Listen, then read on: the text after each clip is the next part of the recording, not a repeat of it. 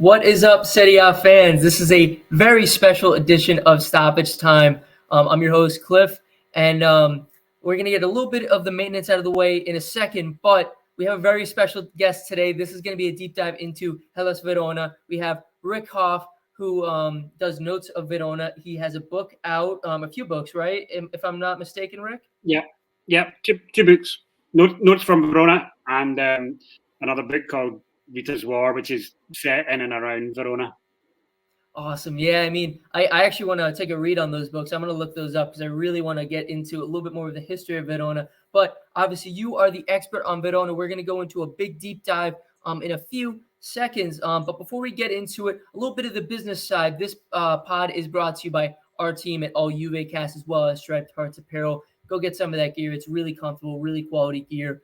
But let's get into the nitty gritty. There have been some really great matches recently for Verona. They've surprised everybody, including myself, this season. I thought they were going to be probably in relegation battle this season after losing their coach in Juric and going to a coach in Juve's former assistant manager. I'm forgetting the name off the top of my head. Can you remind me, Rick? Tudor. Tudor, yeah, he's done phenomenal with this team. So if you wouldn't mind, could you give me a little bit of what your thoughts were going into the season and where your mindset is now? Yeah. And don't forget, I mean, Tudor, of course, is the manager now, but we had a pretty bad start to the season with Di Francesco, if you remember. He came in over the summer to replace Juric, and he did the first three games, which went spectacularly badly, and there was obviously something not quite going right in the dressing room. So Tudor came in after the third match and really has done an amazing job. Juric, it's worth saying, did a fantastic job the last couple of seasons, but if anything, has taken that and really pushed on. And we've seen some of the best football I've seen in Verona. I've been here 10 years, and it's the best football I've seen since I've been here, and probably, to be fair, it's the best football we've been playing. You have to go back to the 1980s, the glory days of the 1980s, to see some comparable results and performances. So it's really a kind of golden era, if you like, for Hellas Verona at the moment. The last couple of seasons. Yeah, I mean, from my point of view, it's great because we're winning some games, but we're also playing football that is fun to watch. High pressing, high energy, lots of goals, which, you know, even with Juric, we were pretty good, but we didn't score a lot of goals. Now with Tudor, we are scoring a lot of goals. So, you know, it's great fun. The atmosphere in the stadium now is back to its best. There was a couple of years where it was really pretty toxic, but now it's a pleasure to be there again. That's awesome. That's so awesome to hear. And you kind of unbuckled a lot of stuff. So when you saw this team prior to the season, what were you thinking, like, in terms of the standings? Where do you think they were going to fit in the table? And then once Tudor took over, what were your expectations then? Yeah, I mean, as you said, you know, we're always relegation contenders. So here in Verona, the fans that have been here longer than I have, their expectation and their objective for the season is always only ever survival. And I always think that's a little bit lacking in ambition. So after the last couple of seasons that we had, my personal ambition for the team was a top 10 finish. I thought we could consolidate on what we did with Juric, and anywhere in the top 10 would be a great finish for Hellas Verona. It's always difficult at a club like Verona in the summer. You know, we see our best players leave. That's just the way of things here. They're doing a really good job at the moment of bringing in foreign players, but also bringing through players from our academy, and then just selling them on. You know, so we've had think of Rachmani, who's now at Napoli, Amrabat, who's now at Fiorentina, Kumbola, who's now at Roma, Zaccagni at Lazio. Yeah, exactly right.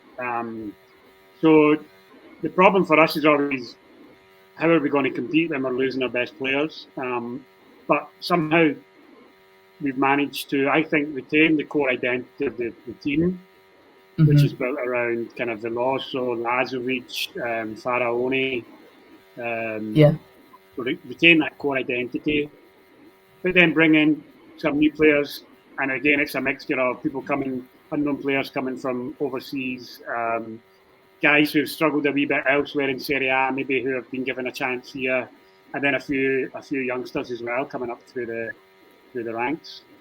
Yeah, 100%. You brought up so many great points, and the first one I want to touch on is the table. You want to get top 10 in the table right now, and right now, as it stands, before tomorrow's match against Fiorentina, which we'll talk about later, you are in 9th place.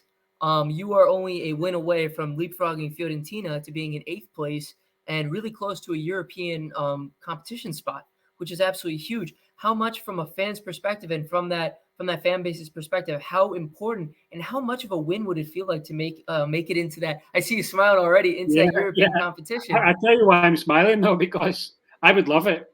But I think in Verona, people are like, calm down a little bit. Partly for superstition, they don't want to jinx things, and they're quite superstitious. Of course. So they don't want to jinx anything. Also, I think there's a genuine concern here that playing in Europe would come with a massive cost and a massive demand on the squad, and it would complicate the agenda. Whereas at the moment we're just trying to consolidate ourselves in Serie A. So there's a little bit of a reality check. On the other, I'm probably more on the other side, where I think, come on, let's go for it. Let's really push on and see what we can do. We were in a similar position last season, and once we achieved that magic number of 40 points, and we were safe, there was almost a tangible sense that the foot came off the accelerator, and the tail end of the season last year, it didn't go great, and it was all a bit flat. And I would hate to see that happen again. Like mission accomplished, 40 points, that's it, and the players are already thinking about their summer holidays. I think we should put some pressure on the club, on the players, and on the coach to really try and push on and let's see what we can do. Yeah, well, so far, at least in the last couple of matches, you haven't taken your foot off the gas. You guys drew against Roma 2-2 a few weeks ago, and then last week you beat Venezia, who could be a little bit dangerous at times, and you beat them 3-1. You beat them pretty handily. And I want to quickly talk about that Verona match in a second against Roma and against Venezia. We'll talk about that quickly. But before that, you said about the getting a European spot. So do you think, in your mind, it would be more positive than some fans thinking it'll be more of a negative? You want to situate yourself first in Serie A before worrying about European competition? I mean, I can't speak for all the fans, but there is definitely a school of thought that says, forget Europe, concentrate on just consolidating in Serie A. Europe, we would have to enlarge the squad. So there's definitely a school of thought that are cautious about any European adventure.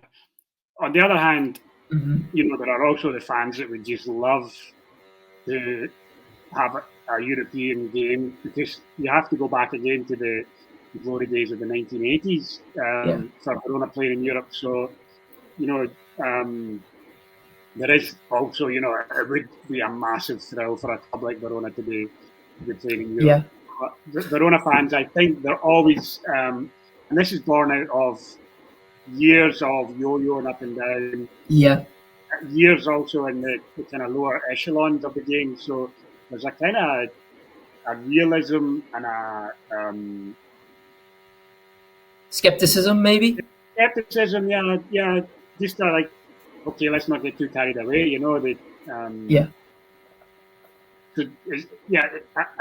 I'm definitely at the other side. Let's get carried away. Let's push on. Let's see. Well, I could speak for myself as a Serie A junkie, because I love watching a lot of the teams other than Juventus, which is my team. For me, I would be all in on watching Verona if they made it into, say, the Conference League, or even if it was bold enough, if they made it into Europa, which I think is a little bit too far. But even if they made it into the Conference League, I would love to watch that. I think that'd be really interesting to see how they perform in there. Yeah. But moving on from that topic, the last two matches, like I said, they had two good results against a Roma team that's been a little bit up and down this season. They drew them 2-2, and I want to talk about that phenomenal set piece where it just looks like they could have won an Academy Award for that. You had, I think it was Faroni who looked like he was going to go take it, and then he just like walked away a little bit, lulled the other team off, as if he was on walked over. Yeah. Yep, and then they passed it through ball to him, and he put it in, and then they banged it in off that free kick. It was so well done. What about this match against Roma? What were some of your takeaways, and what did you think of that free kick? Yeah, I mean, it seems a while ago now, but it was a fantastic game, and it was one that I think we could have very easily won quite comfortably. If you remember, we went 1-0 up after 5 minutes with Barak's goal, and then Tames after 20 minutes. We were 2-0, and we were absolutely cruising. First half, really, really, playing some great stuff and didn't look under any kind of pressure at all. Roma looked in big trouble, and if you remember, it was two second half substitutes for Roma who scored both goals. Young kids. Both the kids, yep. Two young, two really young guys. I think it was. Oh, sorry. I wanted to just say the names were Volpato, who I think was 18, and then Bove, who I think was also 18 or 19. But please continue. No, absolutely right. So these two boys came on and changed it, and there's all sorts of banter between the players and the fans, and especially targeting Mourinho as well, who he's great box office for Serie A. But he has to always be centre stage. It's always about him. And he got a red card, right, at the end. Well, for I think some quite controversial gestures towards the referee. But that's him. That he thrives on that. I think he needs that, and his players see that, and that's just part of the theatre he brings to the whole thing. And interestingly, probably the two kids that came on, they were probably training with the Primavera squad that week. They weren't training with Jose Mourinho, and so the extent to which he can claim any credit for their performance, I don't know. But in a way, for us to get a result, a point in Rome, is always a good point. But in the end, it felt like we'd shot ourselves in the foot a wee bit, because what happened was we took off our three best players. We took off Caprari, Tames, and Simeone. I think probably thinking, okay, we're comfortable, let's rotate the squad a little bit. But that was a massive blunder, I think, by Tudor. So going back to that match, do you think that that's the one thing that Verona needs to work on? That's like what will get them over the hump, is being able to close out these type of matches where they look really comfortable and they're holding leads, and then they lose it near the end. They run out of gas. Is that where you think it is? Yeah, I mean that's happened to us quite a few times this season, where we've gone a goal up, 2 goals up, and looked comfortable. And then, I mean, there was a great game with Sassuolo earlier in the season, but there's been a few, where we've gone 2 or 3 goals up, but then put it away in the second half. And I mean, again, it's partly I don't mind that so much. And if we're on a fan, we don't mind drawing or losing if the players are giving everything, and if we're playing. Well, we don't expect to win every game. We know if we go up 2-0 against Milan, they're going to come back in the second half and give it a right go. So we get no expectations that we're going to coast any game.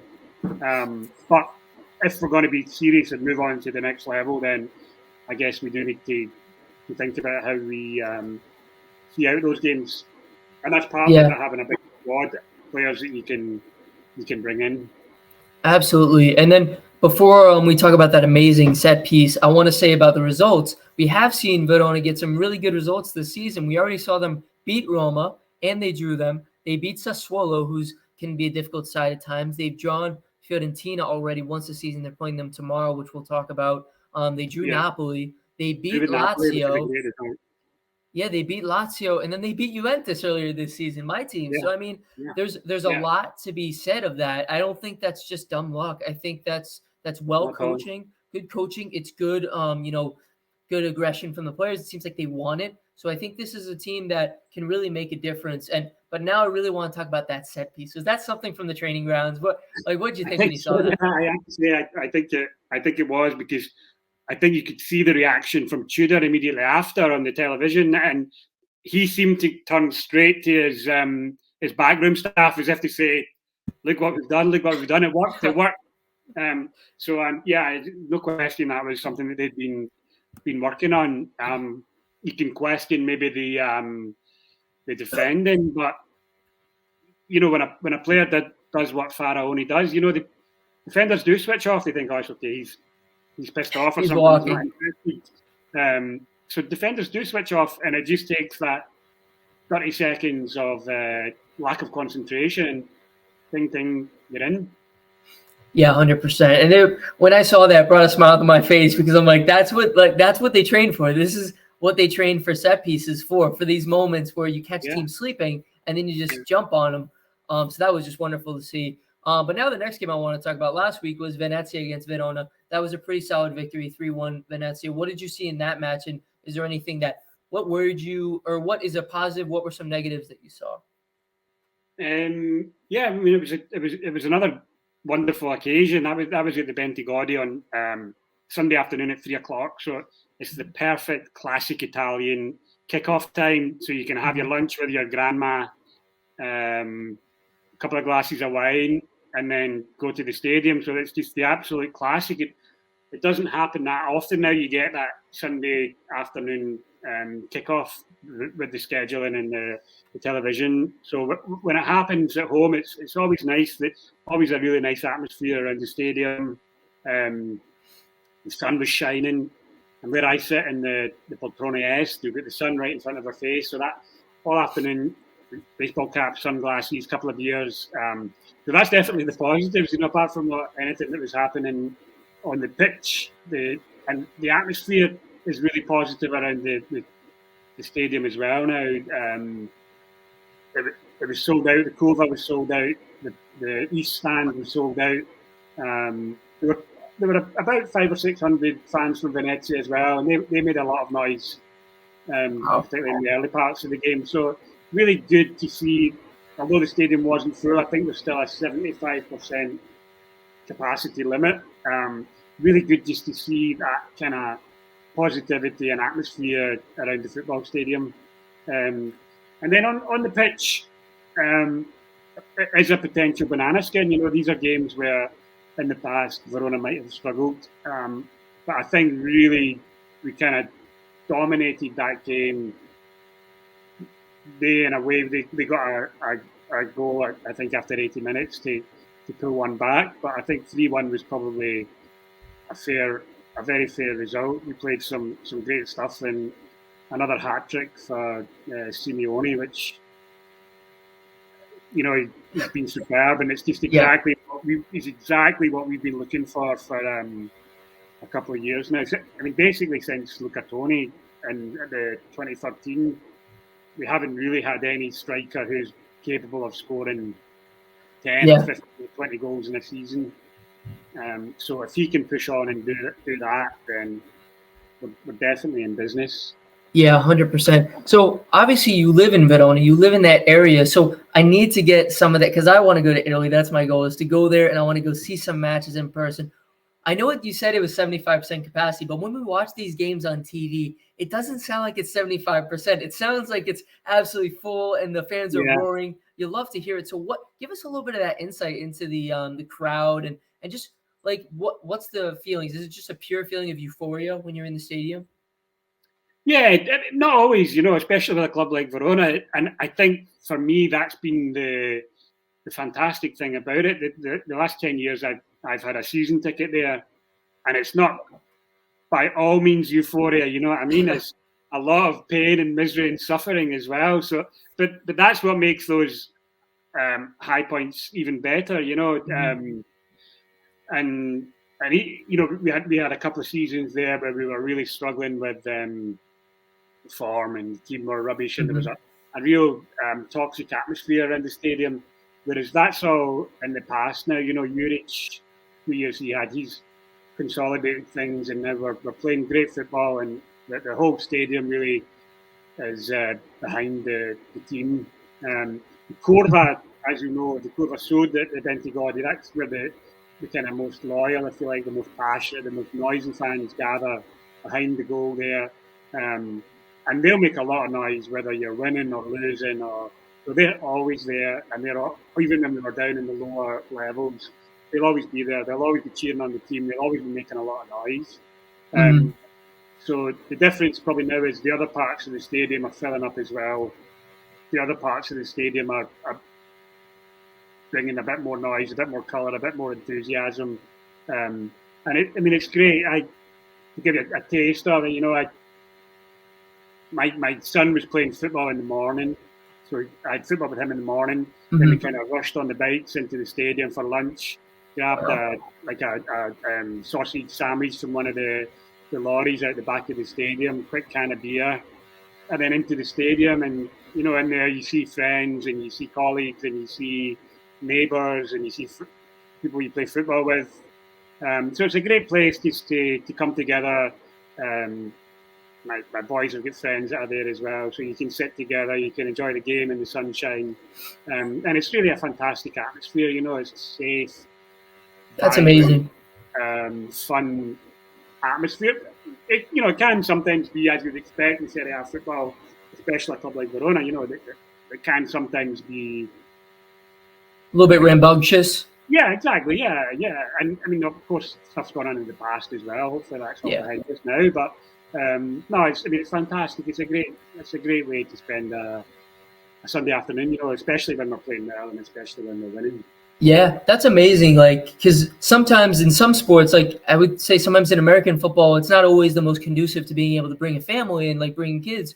But that's amazing that at least it sounds like most of the time now that you could bring your kids and you can enjoy a nice lunch and beer or wine or whatever it is and go enjoy the match. So that's a really cool thing to hear. Yeah, for me, that's been the main thing for me.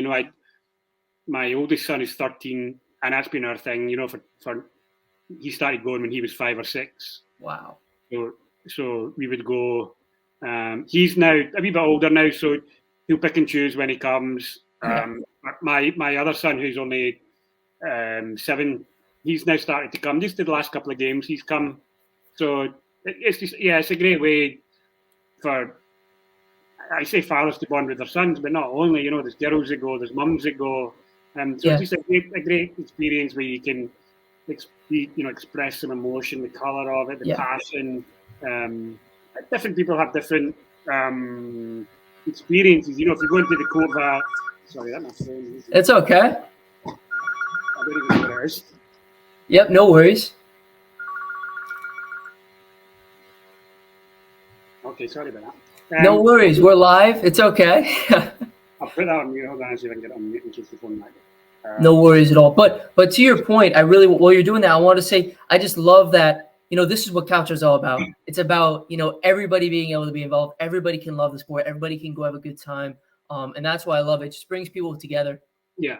And that's what I'm all about. I feel like I'm trying to tell the positive story of not just Serie A, but particularly of Verona. So and there is a really positive story to tell. There's the history and the passion and the colour. So that's what, and taking families, for me, it's a great family experience. Of course, it's good they have a different experience. They go, could be groups of teenagers, could be groups of guys. It's a different experience. But that whole area behind the Cova where all the stands are, the beer, you can have a beer. It's just a nice kind of carnival atmosphere. 9 times out of 10, there could be one fixture and 20 maybe where there may be some possibility of trouble between the sets of fans, but 95% of the time it's just a great atmosphere. Yeah, that's awesome. So you mentioned a few players, and I really want to highlight them. You have some amazing stats from some of your top players this season. You have Barak has 10 goals, 4 assists for you. Giovanni Simeone has 15 goals, 3 assists, and then Caprari has 9 goals and 7 assists. And I thought the main thing, what was so great about that was you got rid of a guy like Zaccagni on loan with a buy option, and you were trying to replace those goals that he provided, and now you're replacing him with Barak, Simeone, and Caprari, and they're all doing their job perfectly right now. It's amazing to have. Yeah, how well do you think they fit in with the culture of Verona, and how do you think they've been such a difference maker for this team? Yeah, they've been amazing. And I mean, when you consider typically Verona, our top scorer in a season, typically for the last, since Luca Toni, would have struggled for the double figures. Probably top scorers typically in Verona get 8 goals a season, and that's just one guy maybe who gets 8. The rest, Pazzini was decent, but he didn't score a lot of goals for us in Serie A. He scored quite a few in Serie B. So the fact that we've now got 3 players who are, scoring regularly and 10 goals, 15 goals, 10 goals is really just incredible.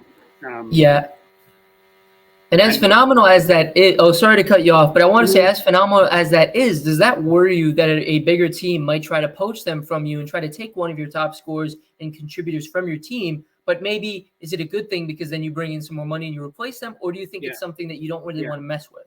Yeah. Of course, it's a concern, because Hellas Verona is not in the top tier. We know that, so if you're an ambitious player and a good quality player, and Zaccagni is a great example, then there are teams above us who it's only natural that they're going to want to go and try and play European football, for example. So we have to accept that. It's tough, but we have to accept that. And also, from a financial point of view and from a business point of view, it also makes sense. If we can bring these players in for $1 million or a couple of $1 million and then sell them on a year later for 20 million. Yeah. For a club like Verona that doesn't have a massive big international sugar daddy, it's how we balance. It's how we balance the books, and that in Italy especially, given the risk of financial failure, it's important. It's important that we can balance the books and be financially stable.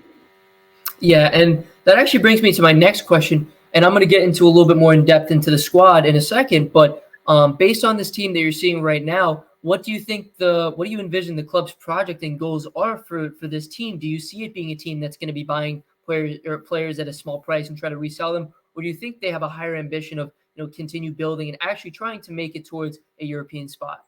Yeah, no, I think probably the former, to be honest. I think it's always going to be try and bring in players either from the youth system or also from the kind of periphery of Europe, if you like, who are not on anyone else's radar. We seem to have a really good scouting setup at the moment, and we're able to identify players who are maybe playing in Belgium or Holland or some other place just on the periphery, and they can come in and do a really good job for us. So it's just not feasible that we're ever going to be splashing out 20 million or 25 million. I mean, probably we paid, I think it was 8.5 million to take Ilic from City, right? And that was a massive outlay for a club like Verona. It doesn't sound a lot on the kind of global scheme of things when you get your Manchester City or your Juventus or your Paris Saint-Germain who easily spend hundreds of millions. But Verona, an investment like that is big. And I think what we've done with Ilic is exactly the right thing. He came in on loan from Manchester City. He's done a couple of seasons and he's maturing, especially in the last couple of games. And he's young. He's barely 20. Yeah. But already now he's established himself in Serie A. We paid 8 million for him, and he could be there for the next 5 or 10 years. Yeah. Unless somebody comes in and makes a big offer for him. So I think that really is the way it's going to be. We're going to bring in young players. We're going to bring through young players and sell them on. Yeah, that's a great point. That brings me to my next point. Some of kind of the hidden gems in the players in this team that nobody really sees is Ivan Ilic, who they got center mid from Manchester City, former Manchester City youth player, and he's 20, like you said, barely 20 years old, and he's he doesn't have these huge stats, but if you watch him on the pitch, he's very technical. He's a very quality player, and he's just matured, like you said, over the last few seasons. and he could be a centerpiece for this team for a few seasons until, like you said, maybe they get a huge offer for him from another team. Because even if it's like, say, like 20, 30 mil, that's already more than double your money. And that's huge for the team like that. I wanted to name off a few other players. Well, actually, do you have anything to add to that? Well, yeah, Illich is a very good example, really, because he's someone in the last 3 games. We've got Veloso, Miguel Veloso, who's 35, Portuguese, 50-odd caps for Portugal. He won the double with Dynamo Kiev. He's been around, he's played everywhere. He's been great for us the past couple of seasons. But this season, you can see he's never been one for his pace or his dynamism, but he can control the game. But this season, you just began to think he's reaching the end. He's not quite able to dominate a game like he used to be. And now Illich is there. He's ready. We've seen him in the last 3 games. 3 games we've gone unbeaten since he's come in to replace Veloso, who's out injured. And he's just beginning now to think now, okay, he's ready. So in a way, it's really great management in the medium term where we've had Veloso, we've got Illich who can come when he's required, and now Veloso is aging. Illich is there, he's a guy who people have been talking about for a long time. He's on the radar. He came up through the Manchester City youth academy, but like 4 or 5 years ago, The Guardian identified him as one of the top 20 young players in the pretty good in the English academy system. Yeah, he was only 16 then, and they've gone, keep an eye on this guy. So he's a guy. He's obviously got bags of potential. It's whether he can deliver on that, and the signs are in the last couple of weeks that he's going to deliver. Yeah, it's a great opportunity too, because a lot of the times in these really big youth system, in these youth academies at like City, PSG, Juve, other teams, you sometimes go unnoticed, and you're like, okay, or obviously not me, but saying for these players, they're like, okay, I'm not getting this playing time. I'm at this big club, but what's it worth if I'm not getting any playing time? And then you have a team like a Hellas Verona that inquires and says, we want you to be a major piece of this team. And Illich has gotten his opportunity. Not to mention, he's had a great player to kind of mirror his game after, learn from in Veloso, and then also being paired with a player like Tameze, who's been very good this season for you guys. Another player who doesn't have huge numbers, but has been very good at contributing on the pitch. Absolutely brilliant. That midfield looks very strong. And then I have to mention again the front players. You have Journeyman and Kevin Lasagna, who can be solid at times. You have Simeone. He's only 26 years old. He's been phenomenal for you guys, bagging multiple hat tricks. Like I said, Barak Caprari, who I believe is on loan right now, who I'm not sure if you guys plan on buying him outright. Do you have any news on that? I don't know, actually. That one I'm not sure about. But I mean, when Zaccagni left, Zaccagni had been one of our most important attacking players, and just a great all-round player, and someone who's been at the club for a long time. He again came up as a young boy, broke into the team. So it was a real blow when Zaccagni left, and we just thought, well, we're not going to get anybody that's going to be as good as that or fill that gap. And then Caprari comes in, and it's like, Zaccagni who? You know what I mean? Caprari has been even better than Zaccagni. He's been brilliant. Really, really good.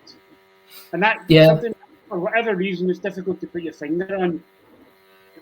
Every single player that comes to Verona in the last 2 years has just found something, and you could arguably say from that whole team, they're all playing the best football of their careers. Yeah, Faroni's playing phenomenal. And Kambula, even before Kambula left, he was being touted as this great young player, and he's kind of dropped form very much at Rome. So there's something going on in Verona, whether it's the wine, water, something in the water at Verona. I don't know, but players just seem at the moment to be able to. And these are guys with pedigree. Faraone was one of these promising youngsters again, but again his career seemed to drift a wee bit. But they've come here and they seem to have just found something and there's not really a single player in the Verona squad at the moment where you could say, or in the starting 11 anyway, where you would say, well, we need to get rid of him, or he's not putting in enough effort, or he's not playing very well. From front to back, really, it's all going really well. Yeah, 100%. And this team, what I love about it is just it's a collective unit. It's not about any one player. It just really just seemed like feels like a whole team. But I wanted to mention about Zaccagni. Do you know the actual figure on the buy option for Lazio? I don't know. I don't know that off the top of my head. I don't know what the. I'm assuming it's a pretty fair figure. I think it's a fair bit of money. Yeah.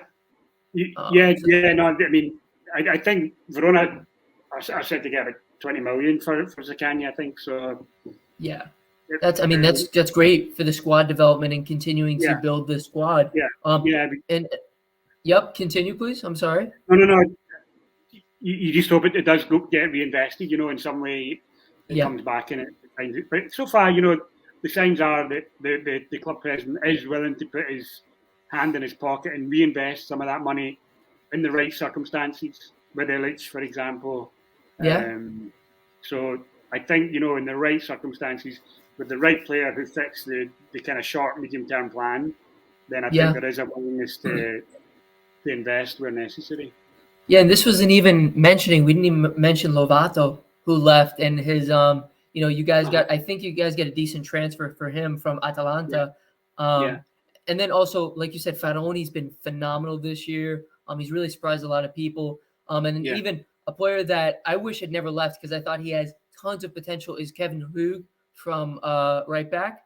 And he is at FC Lugano in Switzerland right now. And I think he has a lot of potential. A player that can really push up and down the pitch, really is a full pitch player who, can assist in the attacking phase of the game, but also drop back and do a lot of work defensively.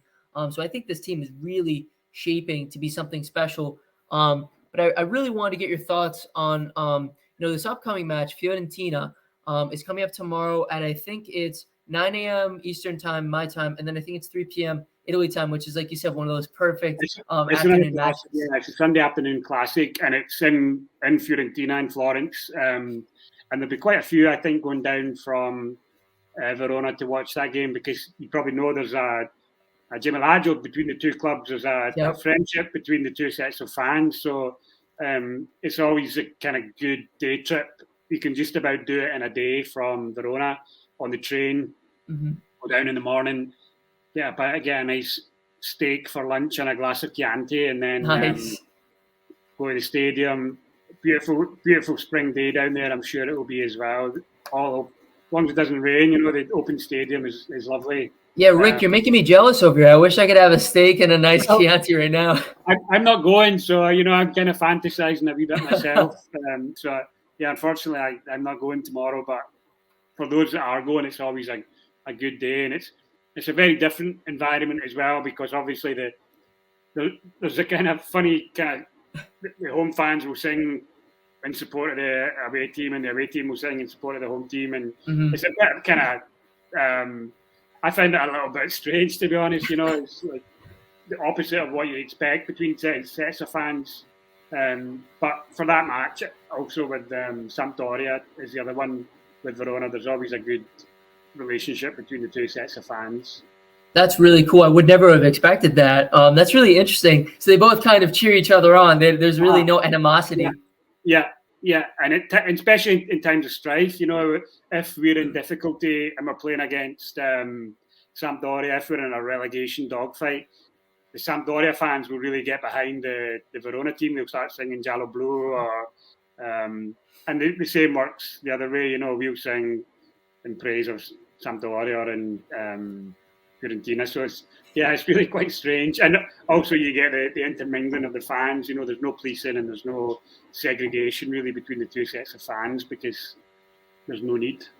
It's that type of insight that I find just fascinating. You being in Italy and getting to witness this firsthand, that's really cool. I would have never thought of that, because I know for myself and some fans here in America, we're not as like I don't really root against any of the other teams really, Yeah. except for maybe Inter and Milan. I'm not as Except crazy for about. this one, and this one. Yeah. Yeah, but like for the most part, I want to see all the teams kind of like, do well. I like to see good football. I like to see good results. I get that. But yeah, so here it can be intense. You know, there's intense rivalry. yeah, sometimes turns ugly. You know, but so that is, you know, a couple of times a year it is kind of nice where you can just relax a little bit and not worry about having to tell the opposition set of fans to vaffanculo, as they say. I was waiting for that. That's funny, man. But yeah, I gotta say though, for this match on the pitch, what are you expecting from this match? What are you expecting from Verona? What do you think are some of the keys for this match? Well, I think it should be a good, open, attacking-minded match. You know, both teams are in pretty good form at the moment. I'm a massive fan of Italiano, the Fiorentina coach. You know, and especially his collars that he likes to wear on the side of the pitch. So he seems to have got them playing really well.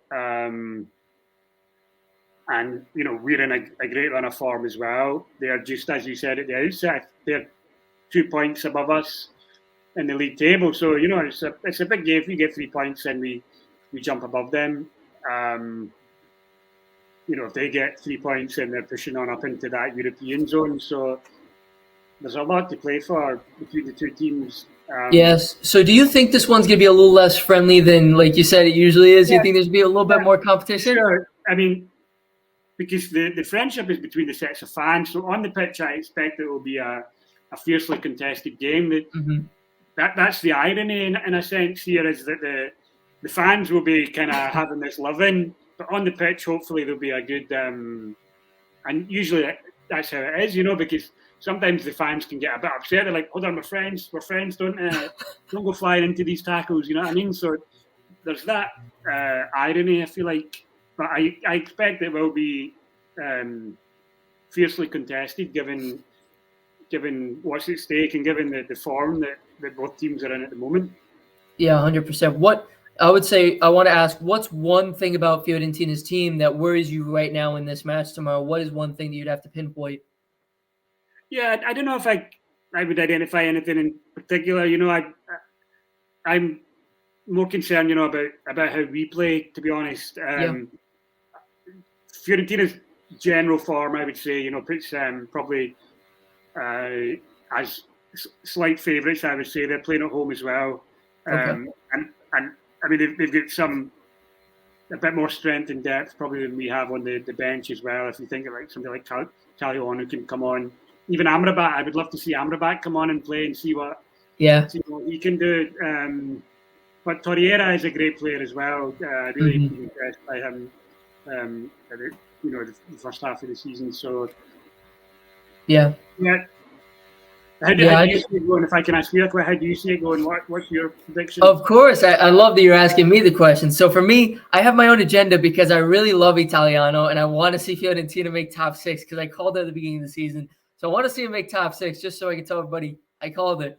But because I got you on the show, I'm gonna root for Verona in this one. I'm gonna go for Verona. It's gonna be a really great match to watch. I'm really excited to watch it. It's really two teams, like you said, in good form. Pretty evenly matched, I would say.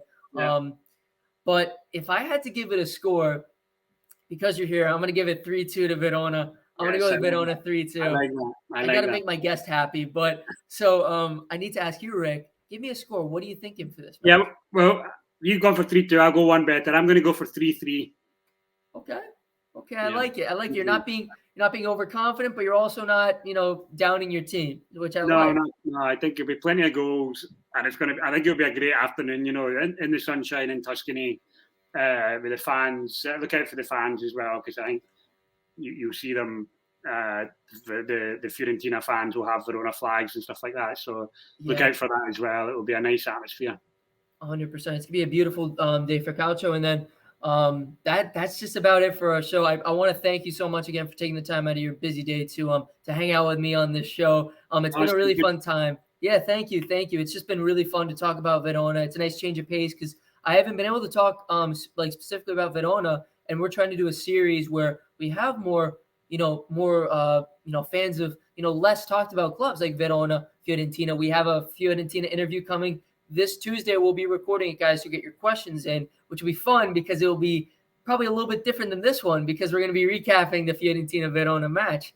But again, thank you so much, Rick, for coming on. It's been a pleasure. You guys have to go follow Rick. He does some amazing stuff. He knows Verona very well, as you could tell. But everybody have a great weekend. Enjoy your calcio and enjoy the day. And stay tuned. We have a lot more content coming this weekend. We have an episode of Stoppage Time Live tomorrow where we're going to be recapping most of the weekend's matches and then getting ready for the Napoli-Milan match that is coming at 2 p.m. Eastern Standard Time. So everybody have a great day and take care of yourselves. Thank you, Rick. Thank you.